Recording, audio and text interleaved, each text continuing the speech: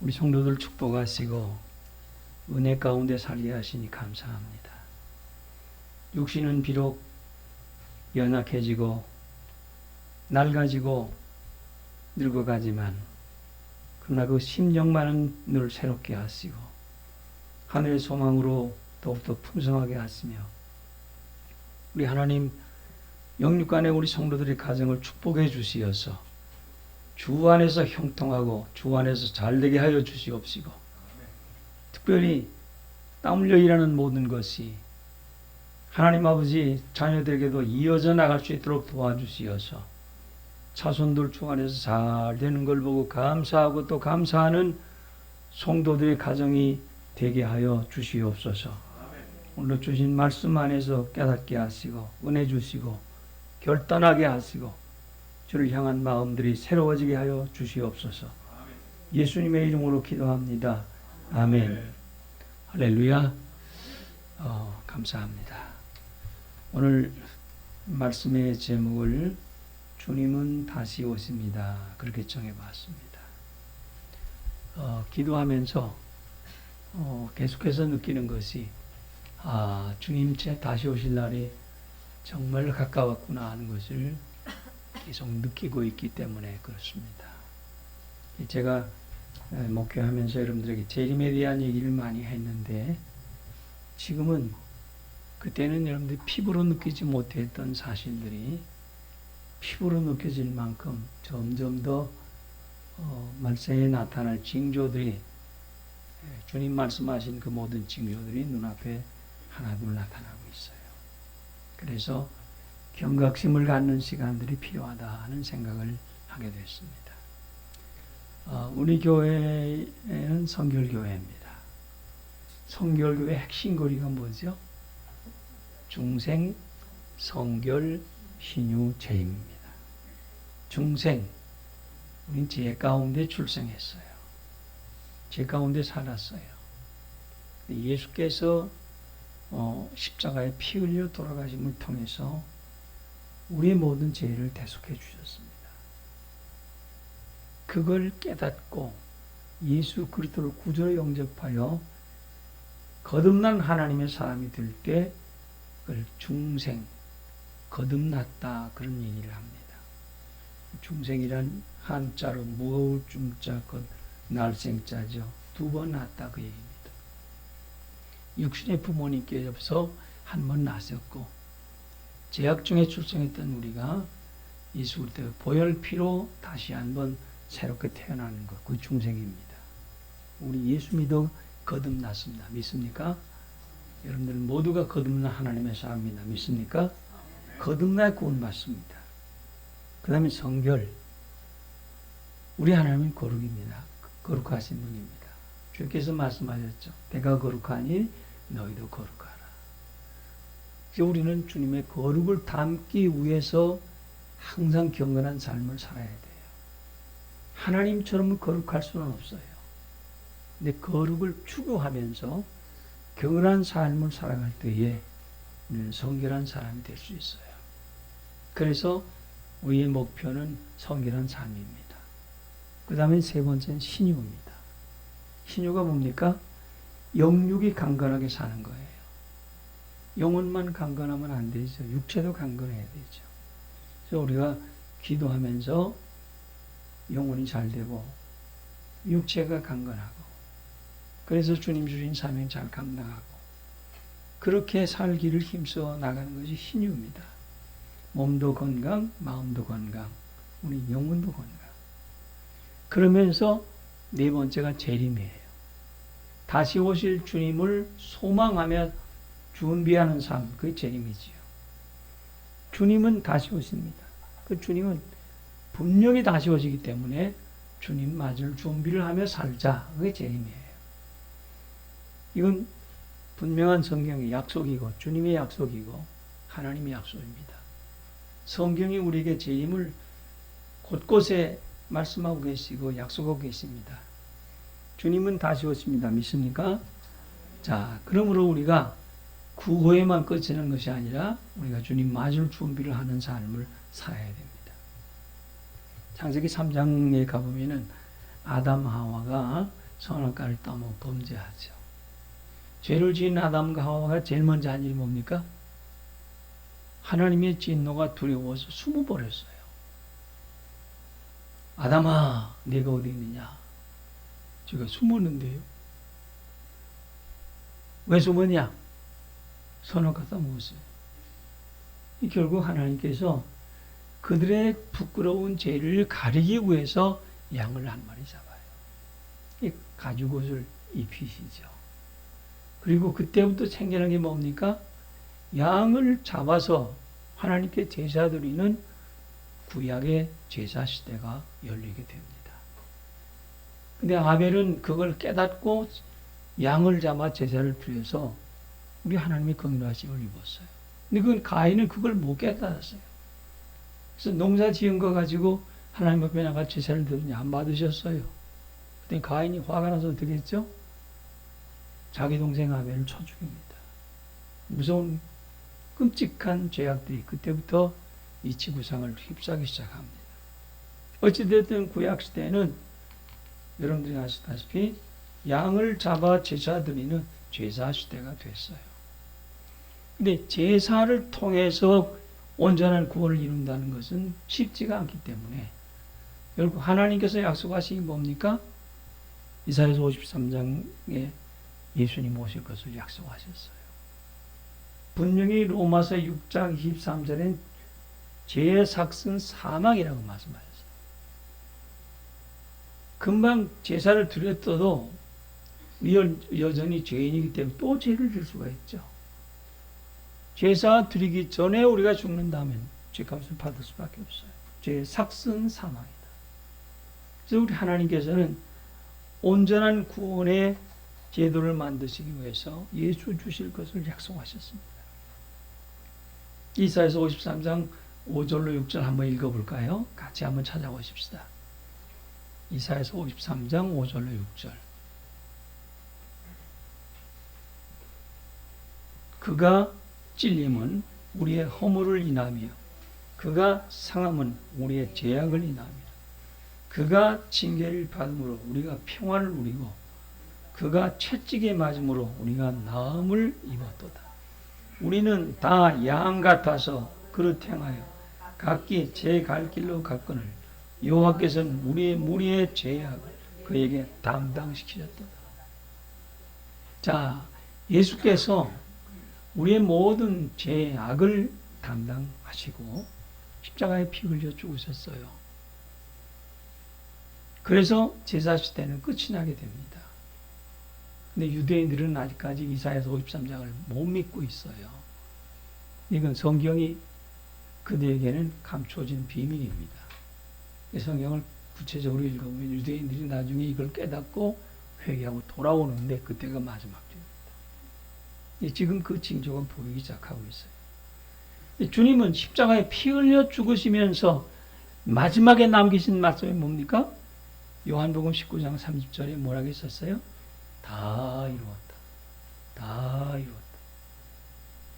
십자가를 통해서 인류 구원의 구속의 은총을 이루신 주님께서 선포하셨어요. 그리고 주님은 40일 동안 제자들과 함께 계시며 복음을 전파하시고 하늘로 승천하셨는데 그때 제자들이 깜짝 놀래가지고 하늘로 승천하신 주님을 바라보고 있는데 천사가 그들에게 나타나서 뭐라고 얘기했죠? 사도행전 1장 8절에 보면은 너희가 본 그대로 예수님은 다시 오신다 하면서 증언해 주시죠.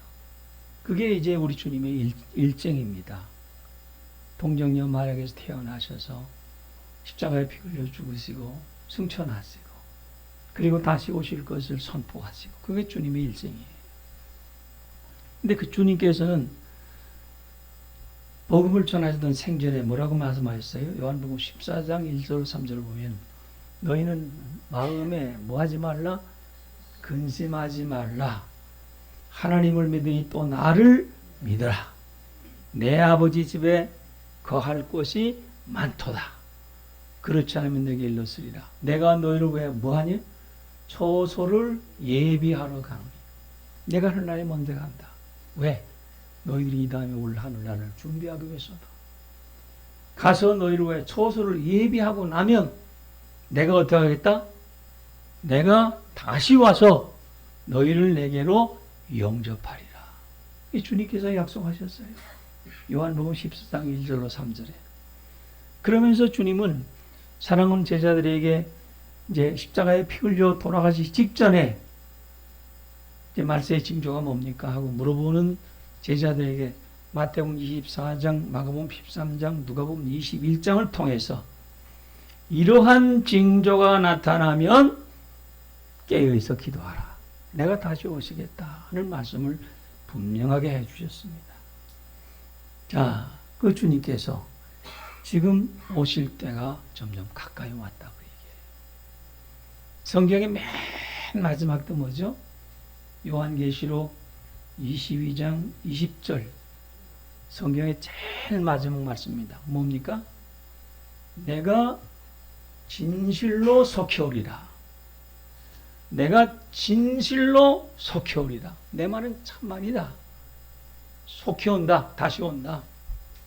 그러니까 아멘 오시옵소서. 마라나타. 우리 성도의 신앙의 중심이 뭐가 해야 됩니까? 예수 재림이 되어야 돼요. 오실 주님 맞는 준비가 되어야 된다고 얘기해요.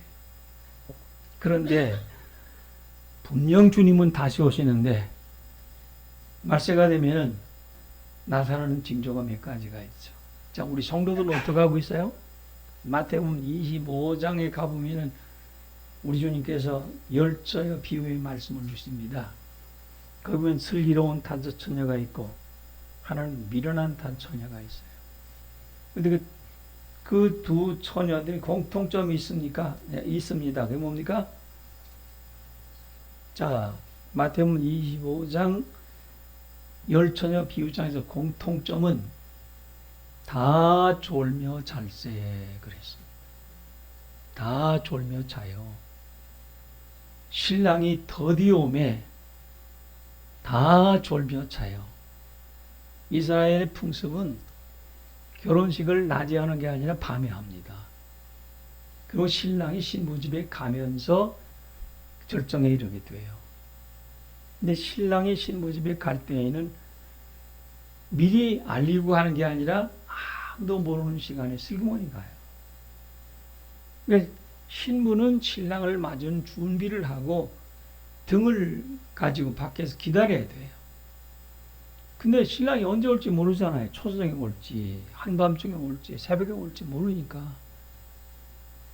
그냥 등불 들고 기다리고 있는 거죠. 그런데 기름을 준비했는데 신랑이 더디 오면은 어떻게 하겠어요?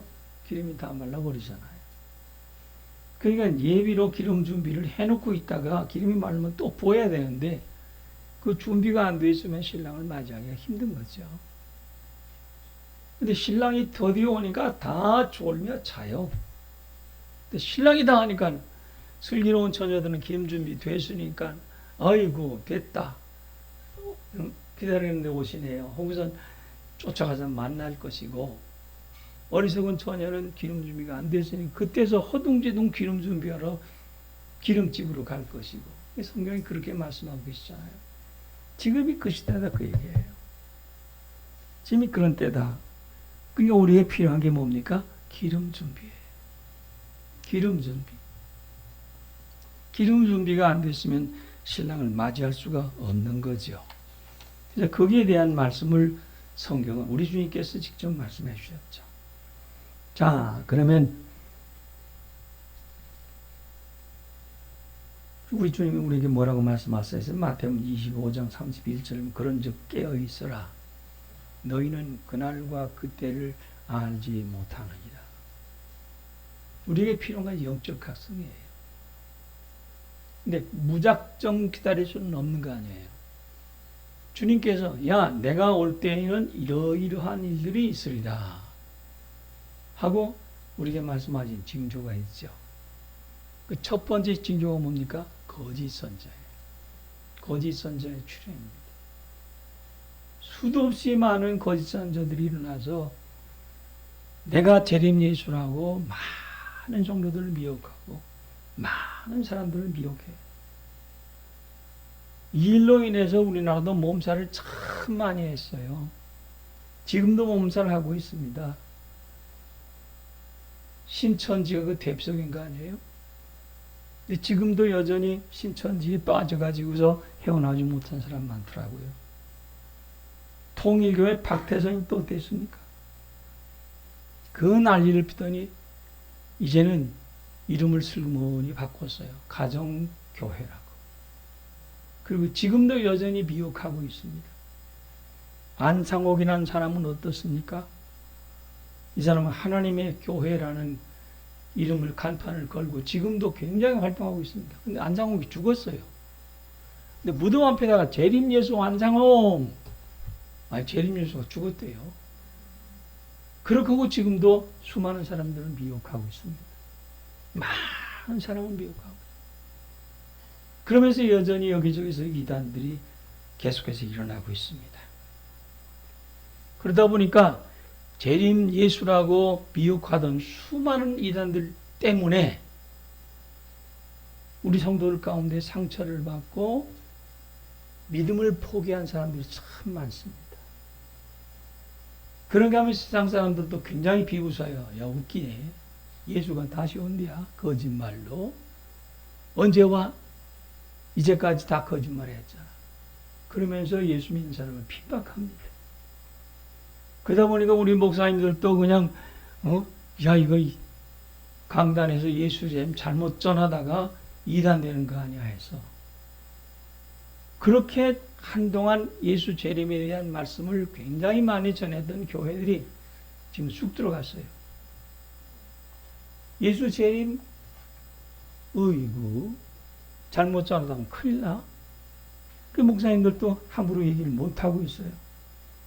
그러다 보니 베드로후서 3장 3절 이하의 말씀이 생각나요.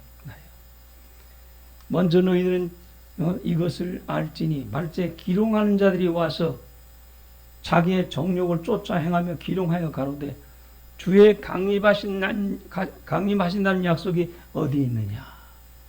기롱이 뭡니까? 조롱하는 거예요. 놀려대는 거예요. 야, 웃기지 마. 언제 와? 네가 재림 예수야? 헤이, 거짓말쟁이. 저기 또 이단 하나 생겼네. 거짓말쟁이 하나 생겼네. 수많은 사람들이 재림을 얘기하면 공격을 해요. 거짓말이라고. 왜요? 거짓 선자가 하도 많이 일어나서 사람들은 미혹하고 그것 때문에 상처받은 사람도 많고 잘못된 사람도 많기 때문입니다. 그런데 분명 우리 주님 오신다 이 말이에요. 주님은 그렇게 말씀하십니다. 마태복음 24장 6절 보면 난리와 난리 소문을 듣겠으나 너희는 삼가 두려워 말라. 이런 일이 있어야 하되 끝은 아니니라. 민족이 민족을, 나라가 나라를 대적하여 일어나겠고 처처에 기근과 지진이 있으리니 이 모든 것이 뭐라? 재난의 시작이니라. 누가복음 21장 11절 말씀 보면 처처에 큰 지진과 기근과 온역이 있겠고 또 무서운 일과 하늘로서 큰 징조들이 있으리라. 이 온역이란 말은 사전을 찾아보니까 고칠 수 없는 질병이라고 얘기를 하고 있어요. 질병은 질병인데 사람이 쉽게 고칠 수 없어요. 그것들이 계속해서 일어날 때가 되면은 그게 징조다 그 얘기예요. 자, 거짓 선자들이 출현한 것 맞죠? 그 다음에 나타나는 것이 기근, 지진, 그 다음에 온역, 전쟁 이런 것들입니다. 그것이 눈에 보인다 이 말이에요. 제가 목회할 때 여러분들에게도 이 말씀을 많이 전해 그때는 실감을 못했어요. 왜냐하면 이게 눈에 안 보이니까. 근데 지금은 눈에 보여. 이제는 목사님들이 가만히 있는 과학자들이 일어나서 증거를 하기 시작했어요. 지구에 종말이 온다.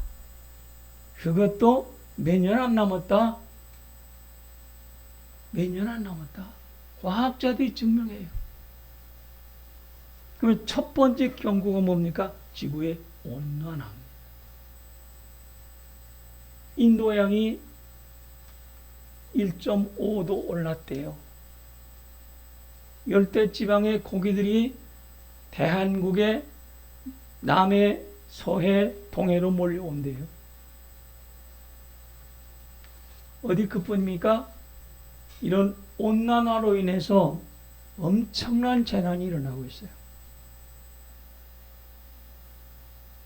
태풍이 많이 일어나고 있죠. 장마가 찌고 있죠. 홍수가 범람하죠. 지구의 에어컨 역할을 하던 동토의 땅 시베리아도, 남과 북극도 지구의 온난화로 인해서 비가 녹아내리고 있어요. 네, 녹아내리는 표현보다는 부서져 내리고 있다는 표현을 하더라고요. 녹는 게 아니고 뚝뚝 떨어져서 그냥 막 부서져요. 그것이 이제 이로 인해서 나타나는 것이 있습니다. 대형 산불이죠. 2015년에 호주에서 대형 산불이 일어나서 우리나라 땅보다 더 많은 땅들이 타 넘어갔어요. 그들도 계속 일어납니다. 미국도 지금 불타고 있죠. 캐나다도 지금 한 2달 이상을 불타고 있습니다. 소방관이 없어서 못 끕니까? 헬기로 진화를 못해서 못합니까? 못해요. 왜? 마른 번개가 막 번쩍번쩍 치는데, 마른 번개가 뭡니까? 구름도 없고 비도 안 오는데 치는 번개를 마른 번개라고 해요. 이름들이 번쩍번쩍 치는데 여기다가 번쩍하면 여기서 불이 팍 일어나고, 여기다 번쩍하면 여기다 불이 번쩍 일어나고, 그러면서 막 사방에 누가 불 지르고 돌아다니는 것처럼 그렇게 불이 번져나가고 있어요. 기상의 낙원이라고 하던 하와이에 산불이 일어나서 수백 명이 다 죽었죠. 지금 지구 곳곳에 이런 현상이 나타나고 있습니다. 우리나라도 산림이 굉장히 무성한 나라 중에 하나인데 언제 여기도 산불이 또 계속해서 번질지 모르지 않습니까? 세상이 달라지고 있어요.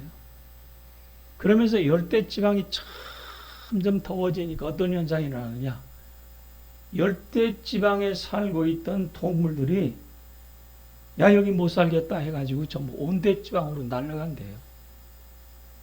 그러다 보니까 이 동물들이 가지고 있는 바이러스가 160만 개나 된답니다.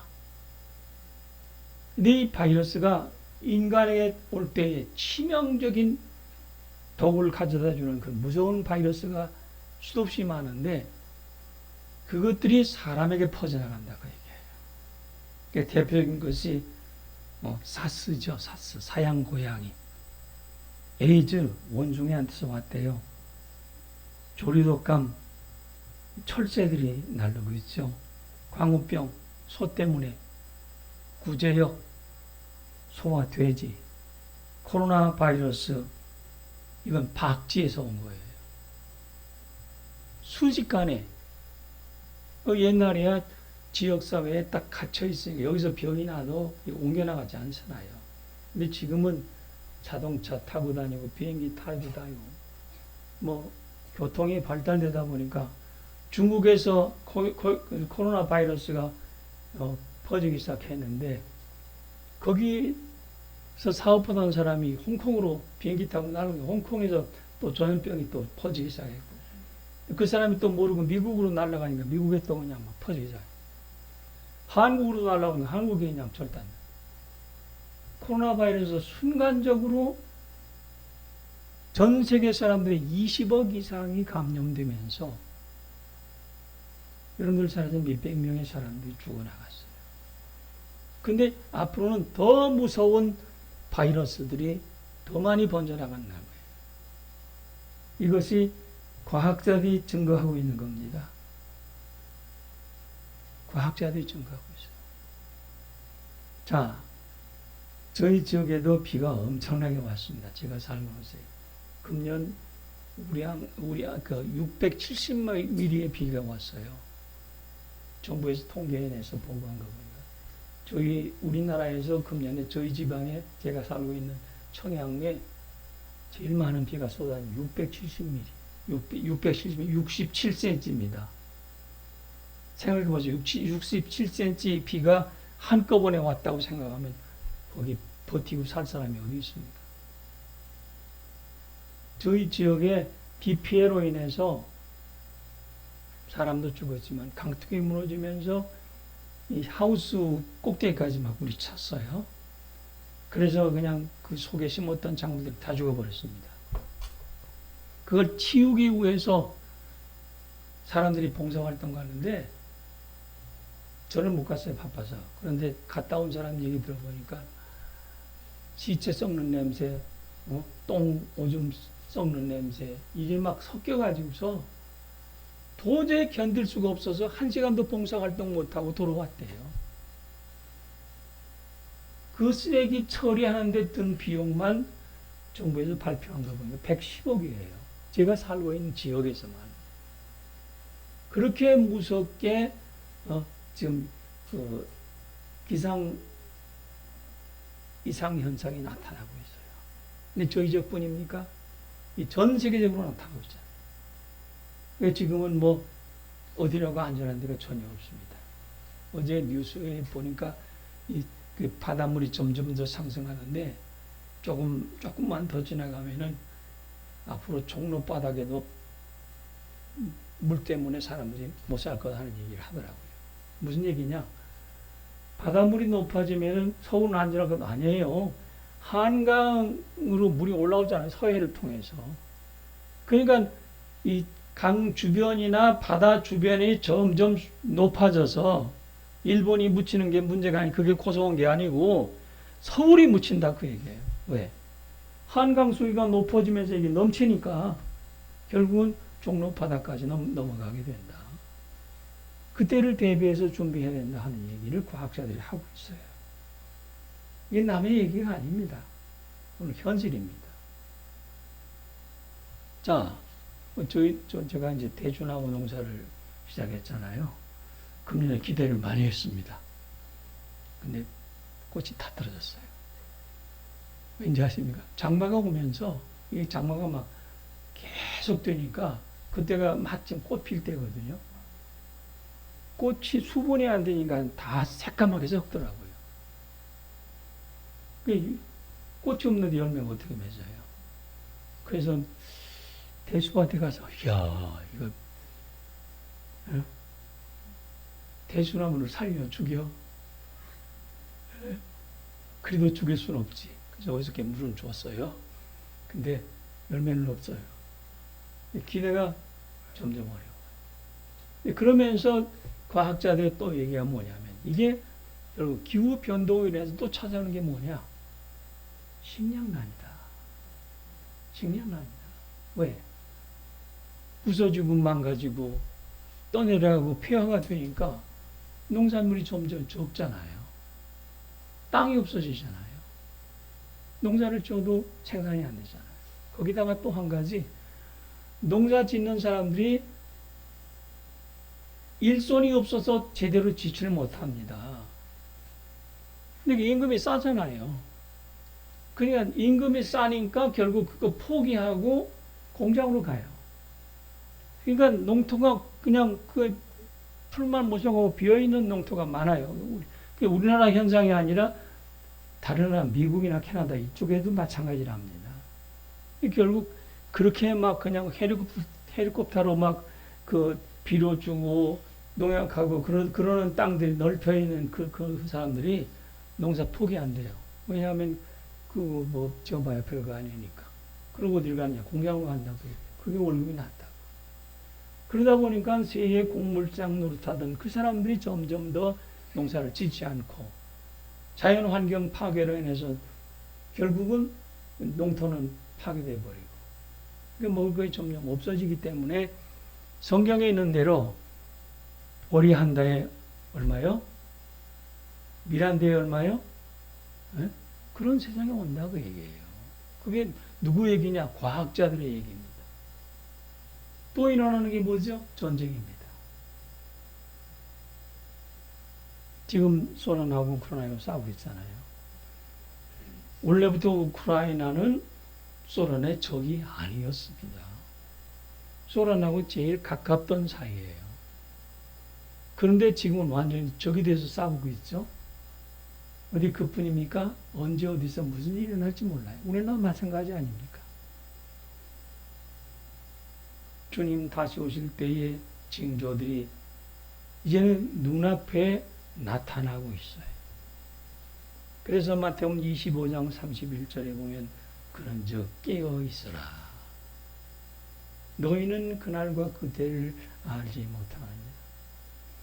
주님은 우리에게 계속해서 영적으로 깨어 있어야 된다. 각성해야 된다는 말씀을 하고 계시는 거예요. 어디 그뿐입니까? 인간의 타락입니다. 점점 더 타락하는 것이 세상 모습 아닙니까? 그러므로 우리는 제가 굳이 세상이 어떻게 타락하고 악해지는지는 말씀드리지 않아도 잘 아는 거 아니에요. 이렇게 세상이 변하고 있는데 우리 믿는 성도들이 반드시 해야 될 일이 뭐냐? 영적으로 깨어있어 기도하는 일이다. 여러분, 세상에 제일 억울한 일이 뭘까요? 권사님 뭘 것 같아요? 예, 평생 예수 믿다가 지옥 가는 거예요. 아니에요? 예수 안 믿었으면 그래도 이 좋은 세상에서 할 짓 안 할 짓 다 해가면서 인간적으로 그래도 멋있게 살 수 있었을 거 아니에요. 그렇잖아요? 근데 예수 믿는다고 그냥 주여 해가면서 죄 안 지으려고 경건하게 살려고 그렇게 하면서 그냥 먹을 거 안 먹고 쓸 거 안 쓰고 그렇게 계획해서 하나님 드립니다. 내게 있는 모든 것을 주께 드리니 그래 가면서 바르게 살아보겠다고 정직하게 살아보겠다고 그렇게 살아봤는데 아이고 지옥 같다. 그보다 억울한 일이 어디 있어? 우리 주님 오셨는데 주여 기다렸으면 내가 너 몰라. 그보다 억울한 일이 어디 있어요? 그렇지 않아요? 우리가 그런 억울한 일을 당하지 않기 위해서는 우리가 한 가지 분명히 해야 될 게 있어요. 약속의 말씀 붙잡고 깨어 기도하면서 주님 오실 그날을 준비하는 삶이다. 그 주님은 우리에게 뭐라고 말씀하세요? 깨어 있으라. 깨어 있으라. 깨어 있으라. 자, 데살로니가전서 5장 5절 말씀 보십시다. 데살로니가전서 5장 5절 6절까지 8절까지 읽읍시다. 8절까지 다 같이 찾아서 같이 읽겠습니다. 너희는 다 빛의 아들이요 낮의 아들이라. 우리가 밤이나 어두움에 속하지 아니하나. 그러므로 우리는 다른 이들과 같이 자지 말고 오직 깨어 건실하지.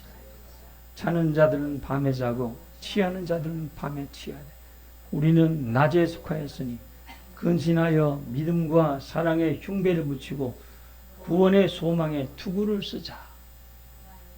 우리는 어떤 사람이에요? 낮에 속한 사람이에요. 낮에 속한 하나님의 사람이에요. 깨어 있어야 된다고요. 낮에 흥청망청 죄의 잠을 자는 우리가 되서는 안 된다고요. 우리 한번 따라서 합시다. 깨어 있읍시다. 할렐루야. 깨어 있어야 돼요. 깨어 있어야 돼요. 주님의 재림을 준비해야 돼요. 마태복음 25장 아까 말씀드린 대로 열 천사들이 다 똑같은 점이 있었다고 그랬습니다. 뭡니까? 다 졸며 잘세. 지금 다 졸며 자는 세상이에요. 너도 나도 다 졸아요. 피곤하니까, 힘드니까, 어려우니까. 그런데 한 가지 분명한 것은 슬기로운 다윗은 뭐 준비는 했어요? 기름 준비는 했어요. 그게 뭡니까? 경건한 삶을 사는 거예요. 우리는 거짓 선자에게 현혹된, 이단에게 현혹된 잘못된 신앙을 갖는 성도가 되서는 안 되지요. 광신자라고 그러지 않습니까? 그건 아니에요.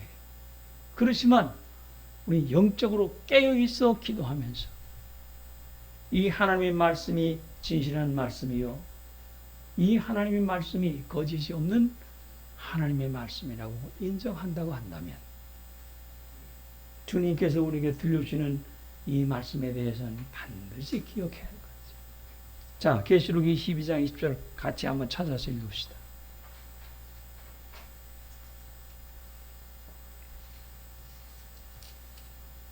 계시록이 12장 20절 말씀 다 같이 읽어봅시다. 이것들을 증거하신 이가 가라사대 내가 진실로 속히 오리다 하시거늘 아멘 주 예수여 오시옵소서. 주님은 뭐라고 말씀하세요? 내가 진실로 속히 간다. 성도는 뭐라고 대답해요? 아멘 주 예수여 오시옵소서. 마라나타이시. 준비된 삶, 이게 우리에게 필요한 삶인 거예요. 힘들고 어렵죠. 주일날 온전히 예배드리는 게 쉽지가 않죠. 그렇지만 우리에게 필요한 건 마라나타. 주님 오시옵소서. 오실 주님을 맞이할 신앙이 꼭 필요합니다. 기도하시겠습니다. 거룩하신 하나님, 세상이 참 어둡습니다. 텔레비전을 봐도 각종 여러 가지 발달된 문명을 바라보면서 또 사는 사람들의 모습을 바라보면서 우리도 저처럼 재미있고 신나게 살아보고 싶은 그런 유혹의 마음도 생기지만 성도들은 결코 그래서는 안 된다고 생각합니다. 하나님 아버지, 죄의 유혹을 받지 아니하고 항상 깨어있어 기도하면서 다시 오실 주님을 준비하는 지혜로운 성도들 다 될 수 있도록 축복해 주시옵소서. 분명 우리 주님은 다시 오십니다. 아멘 주 예수 오시옵소서. 준비됐습니다. 주님을 기다리고 있습니다. 이런 믿음의 고백이 우리 성도들 입에서 나올 수 있도록 축복해 주시옵소서. 예수님의 이름으로 기도하옵나이다. 아멘.